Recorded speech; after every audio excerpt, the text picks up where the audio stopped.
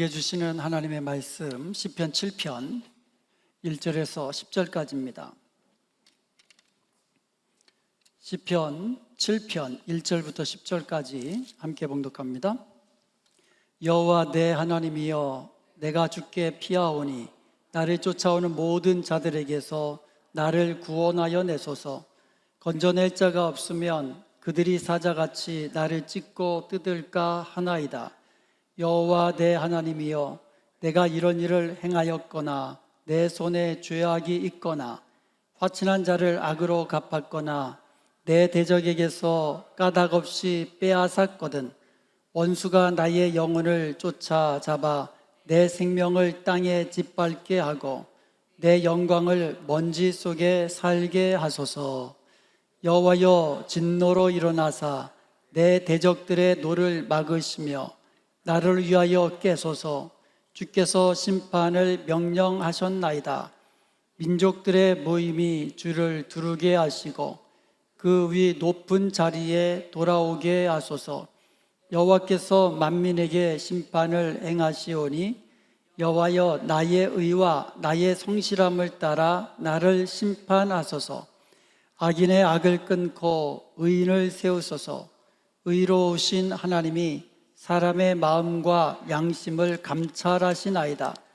나의 방패는 마음이 정직한 자를 구원하시는 하나님께 있도다. 아멘. 오늘은 함께 봉독한 말씀을 가지고 우리가 억울한 일을 당했을 때 우리가 어떻게 하면 될 것인지 한번 말씀을 통해서 살펴보기를 원합니다. 여러분은 억울한 일을 당하시면 어떻게 하십니까?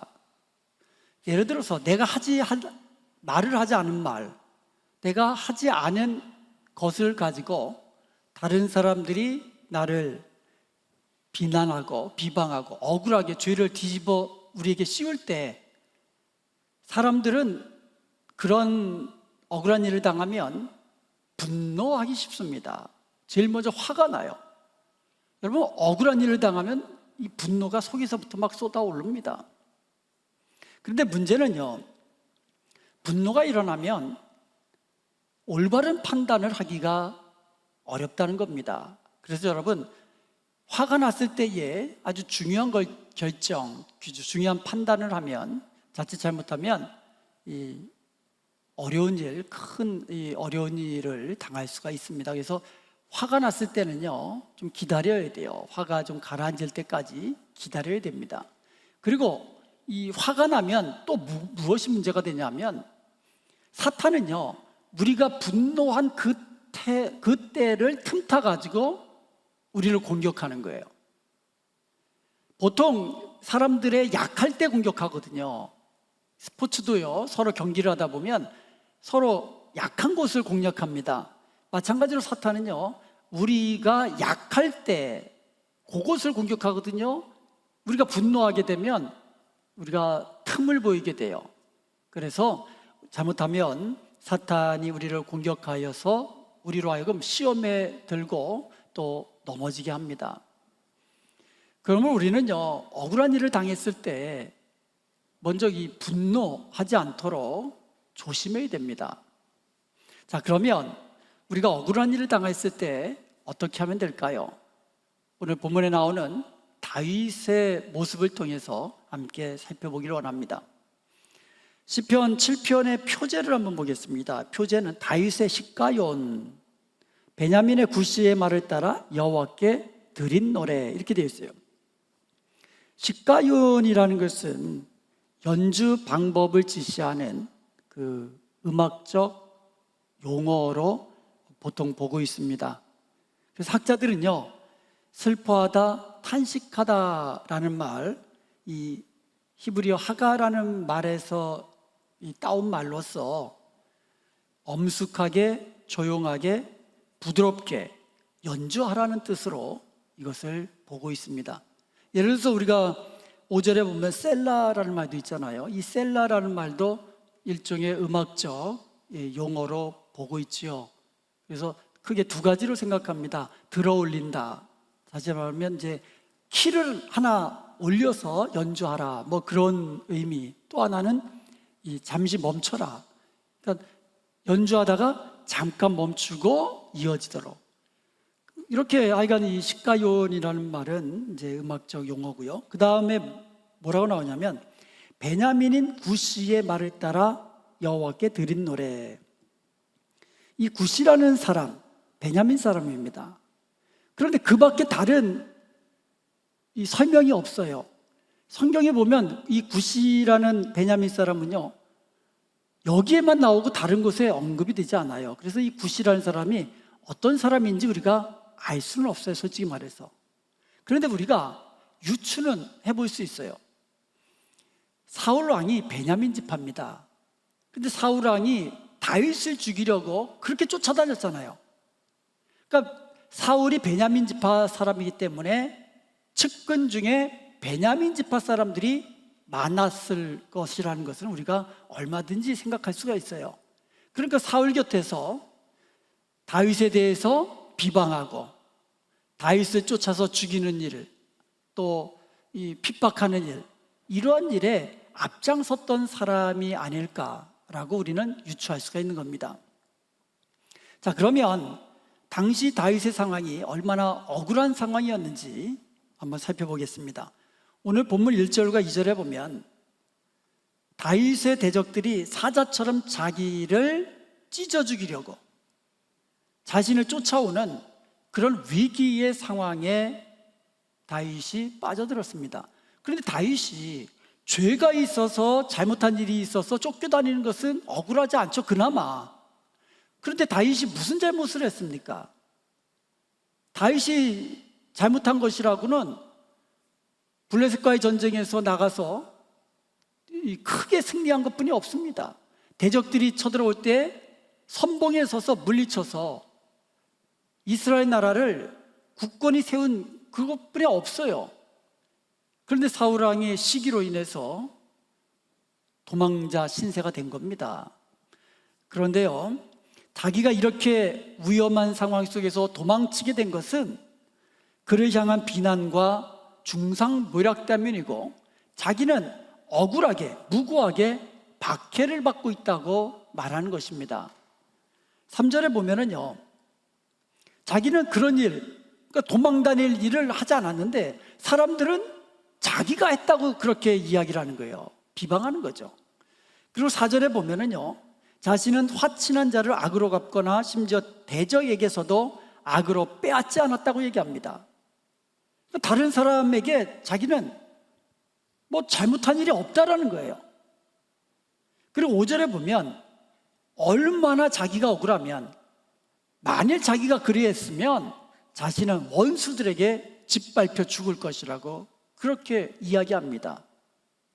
정말 내가 너희들이 말하는 비방하는 대로 내가 그런 일을 했으면 나는 원수들에서 나는 밟혀 죽을 거다. 그 얘기는 뭐예요? 자기는 무고하다라는 거예요. 무죄하다라는 거예요. 굉장히 억울한 상황이죠. 아마 이렇게 억울한 일 당하면은요, 보통 사람은 화병에 죽을 거예요. 근데 다윗은 이와 같은 억울한 일을 당했을 때 어떻게 했나 한번 살펴보겠습니다. 제일 먼저 그는요, 하나님께 피하여 하나님께 구원을 간구했습니다. 1절을 보겠습니다. 여호와 내 하나님이여, 내가 주께 피하오니 나를 쫓아오는 모든 자들에게서 나를 구원하여 내소서. 좀 억울한 일 당하면은요, 마음의 생각이 굉장히 중요합니다. 우리가 마음의 생각이 문제에 집중되면은요, 이게 화가 가라앉지를 않아요. 자다가도 벌떡 일어나잖아요. 그 생각만 하면. 원통하다 그러잖아요. 원통하다고. 그런데요, 우리가 고민한다고 해서 문제가 해결되는 건 아니고, 이 분통을 터뜨린다고 해서 해결되는 것도 아니고, 분노한다고 해서 문제가 해결되는 것이 아니거든요. 그렇기 때문에 우리는 억울한 일을 당하면 하나님께 피해야 돼요. 만약에 문제에만 집중하고 분노하고 이 분통을 터뜨리고 그러잖아요. 그러면 마음의 기쁨이 사라집니다. 구원의 기쁨이 사라져요. 믿음이 약해집니다. 이게 문제가 되는 거예요. 아니, 억울한 일 당하면 화를 낼 수 있죠. 근데 그 화를 낸 것이 계속 이어지면은 마음의 기쁨과 감사가 사라지거든요. 그러면 신앙생활도 즐겁지가 않습니다. 그렇기 때문에 마음의 생각을 바꿔야 됩니다. 문제를 집중하고 억울한 일에 집중하면서 분통을 터뜨리기보다는 오히려 돌이켜서 하나님 바라보면서 하나님께 피하여야 되는 거예요. 그리고 하나님의 구원을 간구해야 되는 것입니다. 이렇게 마음의 생각을 바꿔야 돼요. 여러분, 상황은 바꿀 수가 없잖아요. 근데 마음의 생각은 바꿀 수 있어요. 생각은 바꿀 수 있잖아요. 얼마든지 생각을 바꿀 수 있거든요. 그렇기 때문에 먼저 억울한 일 당하면은 마음의 생각을 이 문제에 집중하는 생각으로부터 하나님을 생각하고 하나님 바라보면서 하나님께 피하고 하나님의 구원을 바라보면서 간구해야 한다는 것입니다. 그래야 우리는 믿음을 지키며 구원의 기쁨을 잃어버리지 않게 되는 거죠. 우리가 억울한 일 당한 것도 억울한데 영적으로 믿음이 약해지고 기쁨을 잃어버리고 감사가 잃어버리면 더 억울한 거예요. 그러므로 우리는 억울한 일 당해도 우리의 믿음은 약해져서는 안 되고 이 구원의 기쁨은 잃어버려서는 안 되는 거예요. 그렇기 위해서는 우리의 마음의 생각, 우리가 바라보는 것을 억울한 일, 문제 여기서 좀 돌이켜서 하나님 바라보며 하나님께 피하고 하나님께 구원을 요청하는 저와 여러분이 되어야 될 것입니다. 7편 2절에 보면 건져낼 자가 없으면 그들이 사자같이 나를 찢어 뜯을까 하나이다. 누군가가 나를 건져내지 않으면 나의 대적들이 사자처럼 자기에게 달려들어서 자기를 물고 뜯고 죽일 거라는 거예요. 건져낼 자가 없으면. 다윗은 하나님께 피했다 그랬습니다. 그래서 하나님이 나를 건져내주지 않으시면, 하나님이 나를 구원해내지 않으시면 나는 대적들의 손에 죽게 될 것입니다. 이렇게 고백하는 거예요. 이 말을 뒤집어 말하면 하나님께 피한다는 말은 이 억울한 상황에서 우리를 구원해 주실 분은 오직 하나님뿐이십니다. 이것을 믿고 하나님의 도움을 요청하는 거예요. 왜요? 하나님이 도와주지 않으시면 이 억울한 상황에서, 이 위험한 상황에서 나를 도와줄 자가 없습니다. 나는 대적의 손에 죽임을 당할 것입니다. 그러니 나는 하나님께 피하오니 하나님이 나를 구원해 주옵소서라고 요청하는 겁니다. 억울한 일을 당할 때에 우리는 문제를 하나님께 가지고 나가서 하나님께서 이 억울한 문제를 해결해 주실 것을 믿고 하나님께 호소해야만 합니다.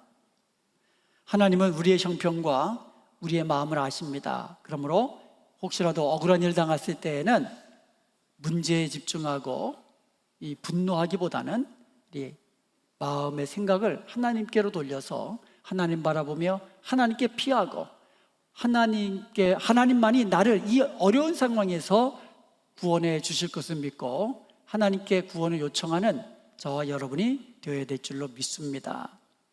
두 번째로 다윗은 하나님의 공의로운 심판을 믿었습니다. 하나님은 의의 편이라는 거예요. 하나님은 의인의 편이라는 겁니다. 그것을 다윗은 믿고 하나님의 도움을 호소한 것입니다. 11절에 보면 하나님은 의로우신 재판장이시며 라고 이야기합니다. 하나님은 의로우신, 공의로우신 재판장이라는 거예요.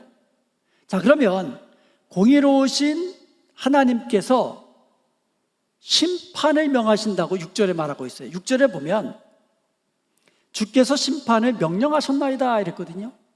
하나님은 의로우신 하나님이거든요. 그래서 악인을 심판하시고 의인에게 상급을 주시는 공의로우신 하나님이시거든요. 그 하나님께서 심판을 명하셨다라는 거예요. 8절에 보면 하나님의 공의로운 심판 앞에는 다윗 자신도 예외가 없음을 인정합니다. 그러면서 이렇게 이야기합니다. 여호와여, 나의 의와 나의 성실함을 따라 나를 심판하소서. 다윗도 하나님의 심판 아래 있는 거예요. 그러면서 다윗이 공의로운 하나님 앞에 심판받을 때에 내가 하나님 사랑하고 하나님 섬기고 내가 하나님의 말씀을 성실하게 따랐던 것을 기억해 주옵소서라고 요청한 겁니다. 내가 하나님 앞에 의를 많이 행했기 때문에 나는 의인입니다, 이게 아니고요.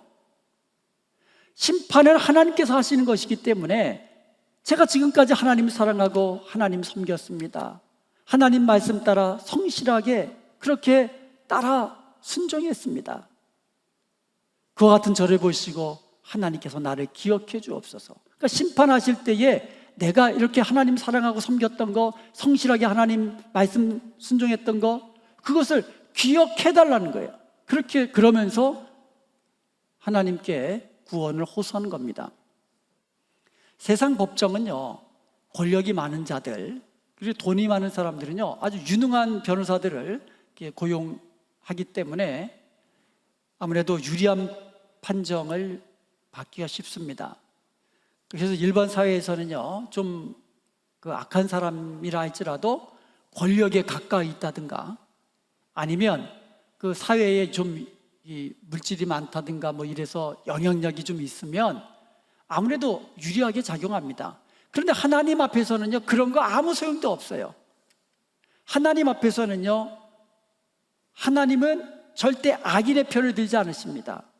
악인은 심판하시는 공의로우신 하나님이십니다.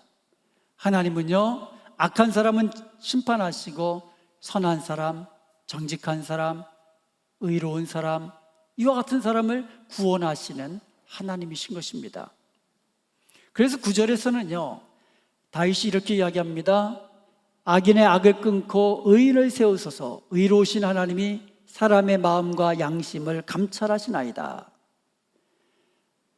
사람의 마음과 사람의 양심을 아시는 하나님께서 악인은 멸하시고 의인은 세워달라고 그렇게 호소하는 겁니다.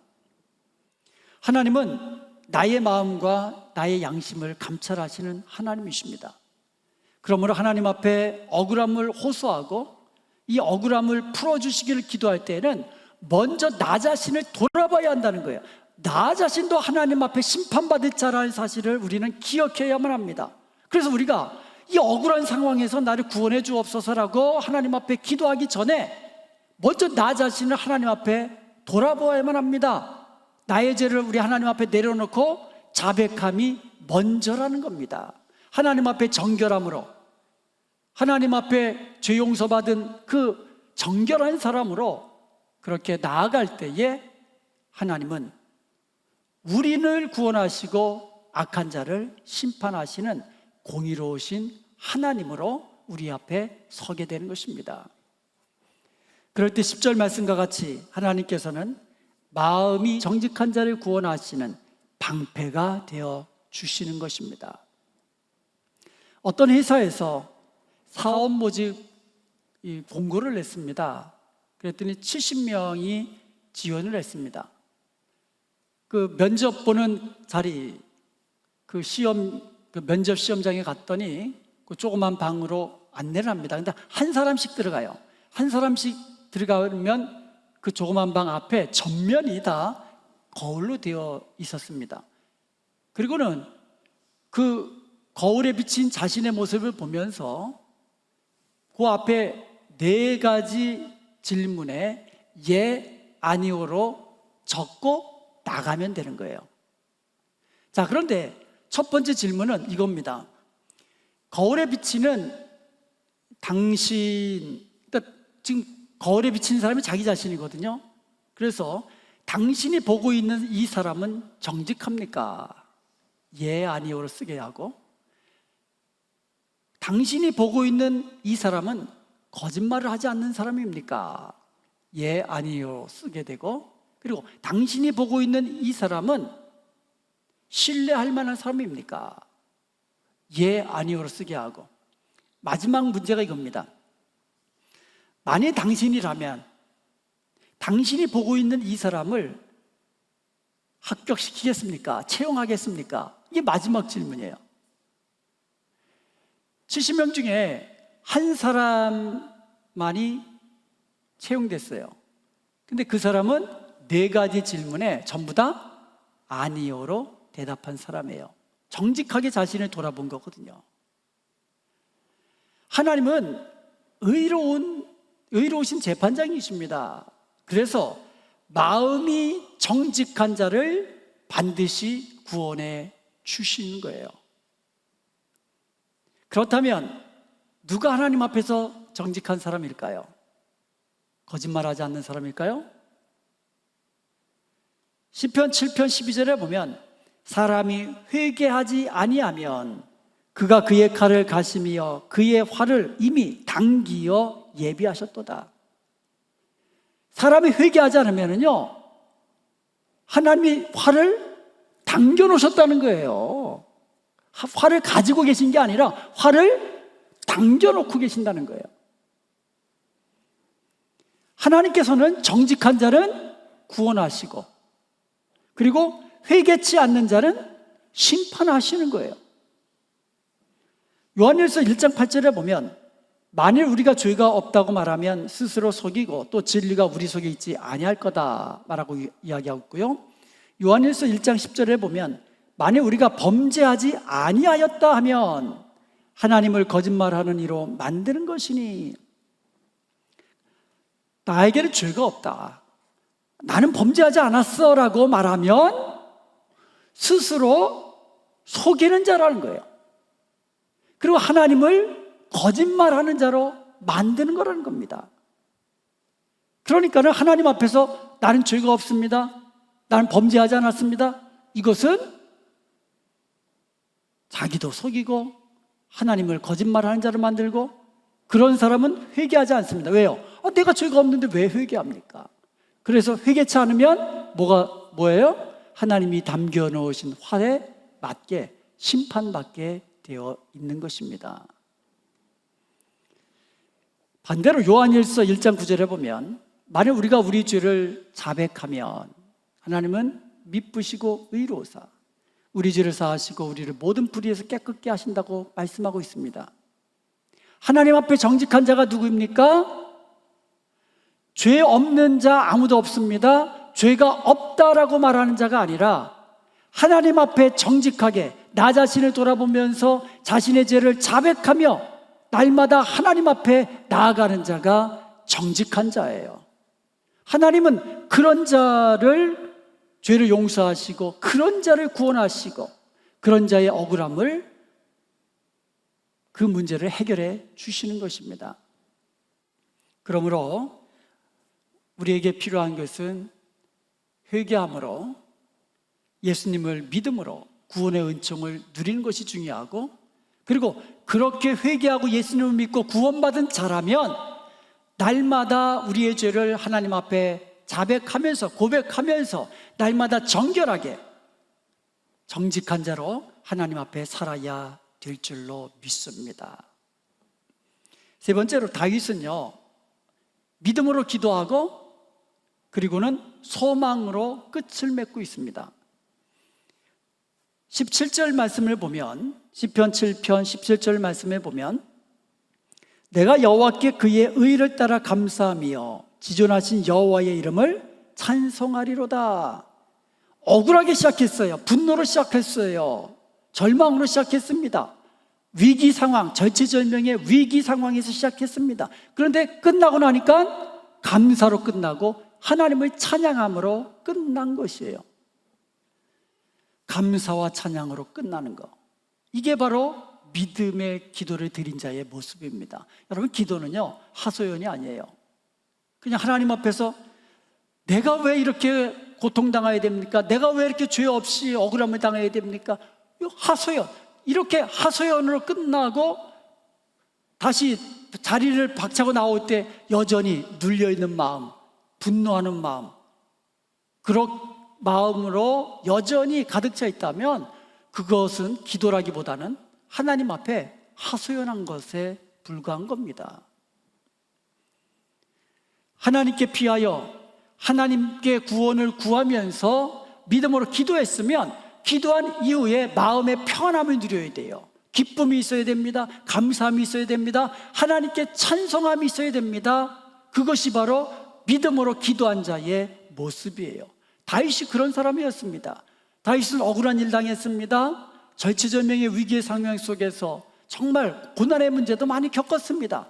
그런 그가 하나님 앞에 믿음으로 기도한 이후에는 마지막에는 하나님께 감사함과 하나님을 찬송함으로 그는 자신의 시를 끝맺고 자신의 기도를 마치고 있는 것을 봅니다. 이것이 믿음의 기도의 특징입니다. 그러므로 여러분, 살다 보면 화가 난 일 많이 있어요. 분노할 일 많이 있습니다. 억울한 일 참 많이 있습니다. 그럴 때 여러분, 분노하지 마세요. 분노하면 나만 손해예요. 억울한 일 당한 것도 손해인데 분노해서 믿음이 약해지고 구원의 기쁨도 잃어버리면 영적으로도 약해지거든요. 그래서 억울한 일 당했을 때 문제를 바라보지 말고 억울한 일 바라보면서 막 그냥 분노하지 말고 돌이켜서 하나님께 피하고 하나님의 구원을 요청하십시오. 그리고 불의한 자를 심판하시고 정직한 자를 구원하시는 의로우신 하나님을 믿으시기 바랍니다. 그리하여서 하나님의 의를 따라 소망 중에 찬송하고 감사하며 하나님께 찬양으로 영광 돌리는 복된 저와 여러분 되시기를 주님의 이름으로 축원드립니다. 아멘. 기도하시겠습니다.